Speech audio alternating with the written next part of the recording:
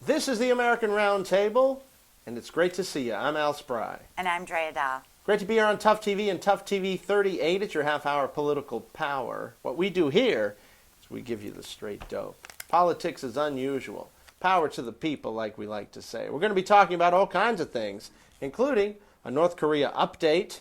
Those are always interesting. We're going to be talking about wiretapping. Is Trump talking out of one side of his face, or is there really something to it? Russia is, of course, on the agenda, and we're going to be talking more about what the ties are. Are there any ties? The BAT, we'll tell you about the BAT, what that might mean for your pocketbook. And Pizzagate, there's a retraction by someone who was one of the big proponents of this theory. And then we're going to talk about Italy, because we like Italy, and they are very healthy. We'll tell you how healthy the Italians are. That and much more, right here on this week's edition of the American Roundtable. Welcome back to the American Roundtable. North Korea, long a thorn in the United States' side. In fact, you know, we've technically been at war with those guys since the 50s. And now things are starting to heat up. What are your thoughts on this matter? I think that they're a big problem, and China should control them. China has control over them. China should ask them to take it down a notch. Well, you know, I agree with you that China has a lot of influence in North Korea. In fact, one of the reasons that the North Korean state even exists is that what they call a buffer for China. Because we actually were going to invade China at one point during the Korean War some 70 years ago. And so now we're looking at a situation where they need a buffer state. They've had a buffer state in place. We have your North Korea, and then we have South Korea on the same peninsula, right? Separated by the 30th parallel, which is separated by the DMZ, the demilitarized zone. And that's the way things have been. But we are technically still at war with North Korea. Most people don't know that. We signed an armistice, but not a peace agreement. So what's the latest? Well, during a visit to Seoul, South Korea last week, Secretary of State Rex Tillerson drew some red lines around North Korea, or at least reddish lines around North Korea. Quote, 20 years of talking has brought us to the point where we are today. Talk is not going to change the situation. If North Korea threatens South Korean or American forces or elevates the level of its weapons program, preemptive military action is on the table, according to Tillerson. What do you think is going to happen? What's your gut telling you? I think they'll probably back down. They usually do. They usually listen at the very end. You're talking about North Korea? Yeah. I think at the end they'll do whatever I think that the say. Kim Jong-un, though, is a pretty unstable character. He's a guy that likes to have surprises. He just killed his half-brother, you know, or had him killed, allegedly. You know, had his uncle allegedly killed. Doesn't he? He kills everyone, yeah. Yeah, everyone that kind of upsets him. So he's also talking about, you know, developing this intercontinental ballistic missile, which could hit America. Now you're talking about a problem. Can't we kill him? Well, you know, we're not really in the business of assassinations, nor should we be. We've done it in the past, but I don't think it's the way to go. I think the best way to go is your way, which is having China assassinate him. Put the calm back in. Yeah. Crack the whip, China. Crack the whip. I like the way you say that with authority, and like you've cracked the whip yourself. This is very, very cool, and I think that China would be. Hey, who doesn't like to crack the whip once in a while? But it might be interesting to see what happens. Of course, we'll keep you up to date. We have more for you in just a minute on the American Roundtable. Welcome back to the American Roundtable. And, of course, we're on Tough TV and Tough TV 38, bringing you the best in political talk. That's what we do here. Now let's take a look at the wiretapping story that is still popping up its head. Maybe there's something to this wiretapping story. What do you think? I think there definitely is something to this wiretapping story. I think in the future we're going to hear a lot more of it happening to just the average person. I can tell you that this will probably end up being a way for a bunch of guys to exploit women, and it's just going to be a disaster from here if we don't do something. This doesn't sound good. Let's listen to what House Intelligence Committee Chairman David Nunes has to say about it.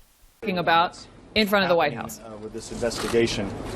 Today I briefed the president on the concerns that I had about incidental collection and how it relates to President-elect Trump and his transition team and the concerns that I have. As I said earlier, there'll be more information. Hopefully by Friday, the NSA is cooperating very, very well. And lastly, I'll say that the reports that I was able to see did not have anything to do with Russia or the Russia investigation or any tie to the Trump team. And with that, I'll love to take a couple questions if you have them. Chairman, quick question. Why is it appropriate for you to brief President Trump, given it's his own administration or campaign associates that are a part of this investigation? Because what I in some form. Because what I saw has nothing to do with Russia and nothing to do with the Russia investigation.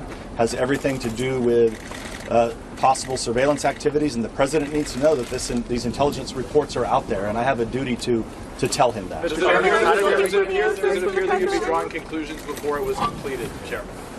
I'm not drawing any conclusion. I'm just telling the president what exists in intelligence reports. Well, we just heard from David Nunes, his claim that members of President Trump's transition team, which is, of course, the team that brings him into the Oval Office and gets him set up and where he starts kind of becoming president, apparently were caught up supposedly in U.S. foreign intelligence and foreign surveillance from the U.K. is the story. But now they're saying that this came from a source he met on White House grounds. Last week, of course, Nunes told reporters on numerous occasions, quote, "The intelligence community incidentally collected information about U.S. citizens involved in the Trump transition," unquote. The night before he came to reporters with the information, Nunes apparently met with an intelligence official on White House property. Nunes told Bloomberg the official needed a computer tied to the White House network in order to show him a report about government surveillance. We don't exactly know who Nunes met with, kind of a deep throat character, or what information he received. Now, this, of course, ties in with the Judge Napolitano stories. You know, Judge Napolitano is a big commentator on Fox News. He just got put on double secret probation, or whatever they call it. And the reason why is because he was saying the story that wiretapping, he got a story about UK wiretapping on people in the Trump transition team. So we're seeing two corroborated stories. Your thoughts? I think that they need to do something. I think it's true. It is. It's everywhere. It happens every day to people. And they definitely need to do something to change it, something to figure it out, and something to stop it. Privacy is over for most people. And then it's going to start to be a big problem, a problem for women, a problem for children. Well, yes, absolutely. And, it sounds to me that there seems to be an urge to discredit this story. But when you hear a story that's from two different people with two different sources, it makes you kind of perk your ears up and go, well, maybe there's something to this. Maybe this just needs a little bit more investigation, perhaps. Maybe somebody taking a look at it and seeing what's going on. Maybe there's some corroborative evidence going on that should be looked at. But regardless, I think that this needs to be looked at more. And I think that all stories that come out relating to this need to be looked at more. And so what we need to kind of do is we need to just keep on track. This is something that the surveillance are saying was carrying it out legally on foreign targets, but it didn't intentionally sweep up Trump's team.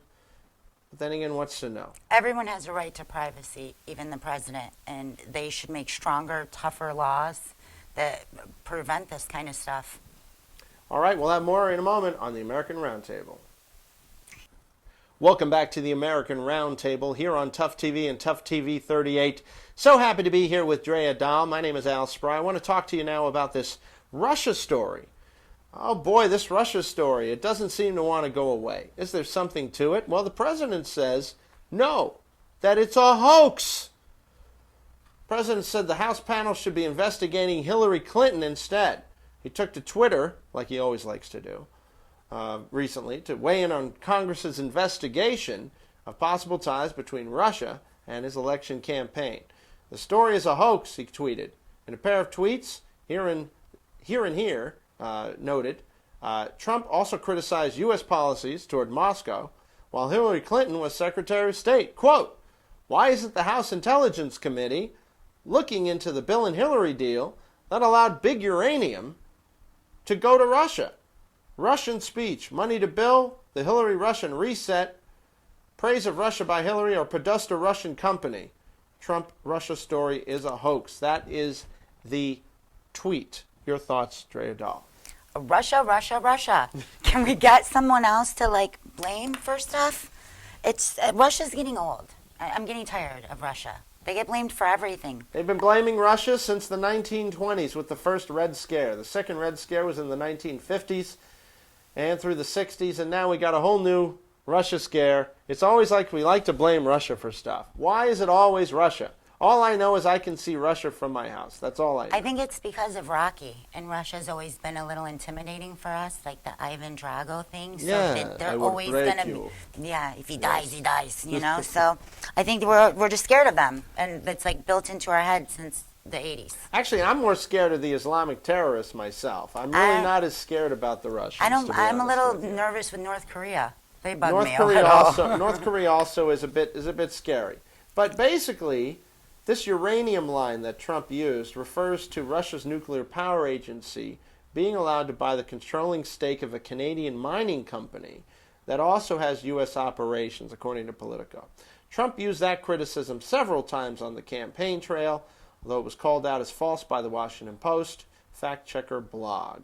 So, they're saying hoax. At the same time, Jared Kushner is agreeing to be grilled over these Russia ties. This is Ivanka's husband. This is Donald Trump's son-in-law, also his senior advisor. He's going to speak to a Senate panel on the. He's going to bring. Obviously, he's working on bringing peace to the Middle East, streamlining government processes. Now he's going to talk to the Senate Intelligence Committee about Russia. According to the AP, the White House confirmed that the husband of Ivanka has said he'll speak to the committee to assist in its investigation into possible ties between Russian officials and those linked to Trump. Witch hunt or no witch hunt, Drea? Witch hunt. Why? Because they never stop. It's every single thing is going to come back to Russia, and anything they can do to take somebody off the tasks at hand that really need to be solved. Well, I tend to agree with you that it seems to be a bit distractory, perhaps. That they're just trying to put people under the hot lamp. You know, they're doing the same thing with Roger Stone. Oh, keep all of your correspondences with Guccifer, and some guy that was working with WikiLeaks to leak stuff, and all of a sudden they're trying to implicate Roger, who is about as straight and narrow as they come. You know, and so I don't know. We'll have to see how this goes. You know, if there's smoke, there's fire. There's that statement. Is there something to it? Is there? Obviously, I understand they need to do an investigation, but it seems to me like trying to make more of a mountain out of a molehill. I tend to agree with you, Dre. What should they be doing instead? Fixing healthcare, fixing our border, worrying about ISIS, other problems that actually need our economy. Yeah, I tend to agree with you there. But, of course, Kushner met with Trump Tower with several people, including National Security Advisor, ex-National Security Advisor Michael Flynn. You know, there's a meeting that was arranged between a Russian ambassador, but this stuff happens anyways. So basically, they're trying to see any connection with Russia. But like you, I have a tendency to think that this story is a bit, shall we say, trumped up, if I can use that, no pun intended. Well, maybe just a little bit. We'll have more in a moment on the American Roundtable. Welcome back to the American Roundtable. Let's talk about BAT. Do you know what BAT is, Andrea? The border tax. This is a border tax. It's a proposed border tax, one of the thorniest issues in that tax reform, with Obamacare off the table now, the alternative, what they were going to do with that. Now the White House is turning its attention to a new initiative, the first fundamental overhaul of the tax system in 30 years. Intense lobbying already is underway, with one of the most contentious issues is the idea of a border adjustment tax, or BAT. Here's what it is. The border tax would effectively levy a tax on products coming into the U.S. It would give tax breaks to companies selling products abroad. Proponents say it would protect U.S. jobs, Opponents say it would raise prices of everyday goods for many Americans. As you might expect, companies such as Boeing, Merck, and Dow Chemical that export many of their products are big fans of it, while heavy importers such as retailers, Walmart, and Target oppose it because they say it would drive up their prices, according to The Atlantic. Your thoughts? I'm for it. Other countries do it all the time, and we definitely have to generate income somewhere. It's a type of protective tariff is basically what it is. It's part of the America First speech that Trump gave during the inauguration. And it is going to be very interesting because there's a huge ad war that's going to be coming. The National Retail Federation is running ads against the bat already. Paul Ryan and the House Republican leaders are pushing for the bat. Their Senate counterparts generally oppose it. So it's basically something that hinges on the economic premise that it would strengthen the U.S. dollar, though there's a fair amount of skepticism about that. We'll have to see about the bat. The European Union actually might sue if a border tax goes into effect, reporting DW.com. Canada is not a fan either. Basically, your globalist countries who are trying to kind of make the globalist agenda work are against the bat because they want total free trade without any tariffs, without any borders. That's why they're opposed to the wall. That's why they're opposed to any type of tax. But I think a protective tariff may be able to help with promoting U.S. jobs, U.S. factories, which of course have gone overseas. And Sorry, that's okay. I was about to die. And so we'll have to see how that goes. Also, a retraction. Alex Jones saying he's sorry for Pizzagate, apologizes to the owner of a D.C. pizzeria targeted by a gunman, saying, quote, in our commentary about what had become known as Pizzagate, I made comments about Mr. Alefantis, the owner of the Comet Ping Pong, that in hindsight I regret, which I apologize to him. So that was a little bit of a retraction. See where this story goes, and we'll have more for you in a moment on the American Roundtable. Welcome back to the American Roundtable. Politics is unusual. Let's take a look at something a little lighter. Where do the healthiest people live in the world, Drea? Italy. They live in Italy. What is it about Italy that is making people so healthy? They don't have to work.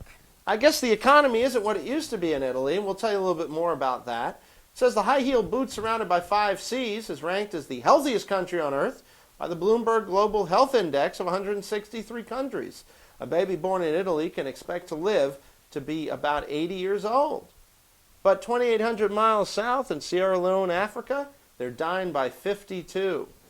So Italy's among the most developed countries, but growth has stagnated for decades. Almost 40% of its youngsters are out of jobs. It's saddled with one of the world's highest debt loads relative to the size of its economy.